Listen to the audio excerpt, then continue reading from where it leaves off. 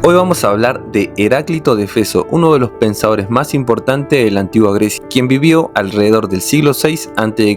y fue considerado un filósofo presocrático, es decir, anterior a Sócrates. Heráclito nació en la ciudad de Éfeso, ubicado en las costas occidentales de Asia Menor, una región que posteriormente fue parte del Imperio Persa y que hoy pertenece al territorio de Turquía. Durante esa época Grecia estaba viviendo una revolución del pensamiento, ya que los filósofos comenzaron a buscar explicaciones racionales sobre el origen del mundo, dejando de lado los mitos y la historia de los dioses, ya que hasta ese momento las historias sobre el origen del mundo estaban atribuidas a los dioses, los mitos y las leyendas. De esta manera, los antiguos griegos explicaban los fenómenos naturales a través de relatos divinos. Por ejemplo, el trueno era la voz de Zeus, los mares eran gobernados por Poseidón y la vida misma se entendía como el resultado de la voluntad de los dioses. Ese era el pensamiento que predominaba en la época, pero con el paso del tiempo algunos pensadores comenzaron a cuestionar esas explicaciones míticas y a buscar respuestas más racionales sobre cómo funciona el mundo. Fue así como en distintas ciudades del mundo griego comenzaron a surgir los filósofos presocráticos, hombres que se dedicaron a observar la naturaleza, el cosmos y los principios que rigen el universo. Entre ellos se destacaron pensadores como Tales de Miletos, Anaxímenes, Anaximandro, Pitágoras y por supuesto Heráclito de Éfeso.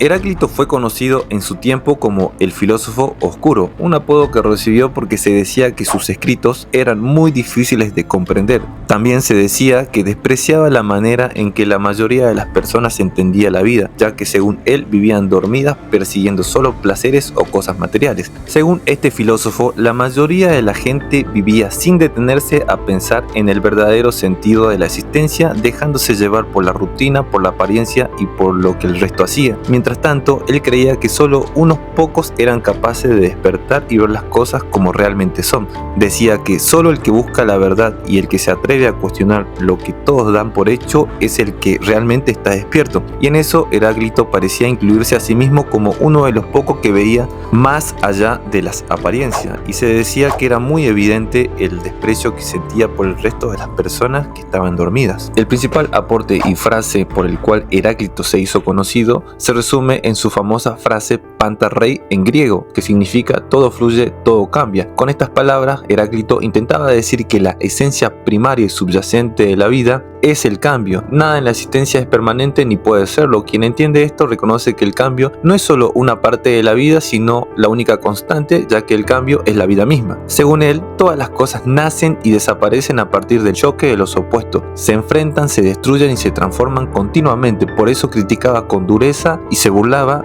de quienes se lamentaban por los conflictos, las guerras o las tensiones, ya que para él esas tensiones formaban parte del movimiento natural del mundo y del universo y actuaban como instrumentos necesarios de la transformación que siempre tiene que ocurrir. Es que según este filósofo, la condición humana se caracteriza principalmente por la lucha, por la unión y el alejamiento de fuerzas opuestas, ya que mientras la gente se lamenta de esta lucha y la equipara con el sufrimiento, Heráclito observó que este mismo proceso formaba parte también del orden natural del mundo. Y por esto escribió: todas las cosas nacen por oposición y todas fluyen como un río. Por lo tanto, no hay razón para temer o tratar de evitar el conflicto, ya que el conflicto es la fuerza esencial de la vida. De esta manera, y explicado de una manera más sencilla, lo que Heráclito intentaba decir es que la vida está hecha de opuestos, ya que no se puede apreciar la salud sin haber conocido la enfermedad, ni disfrutar de un descanso sin antes haberse cansado. No hay luz sin oscuridad, ni placer sin el contraste del dolor.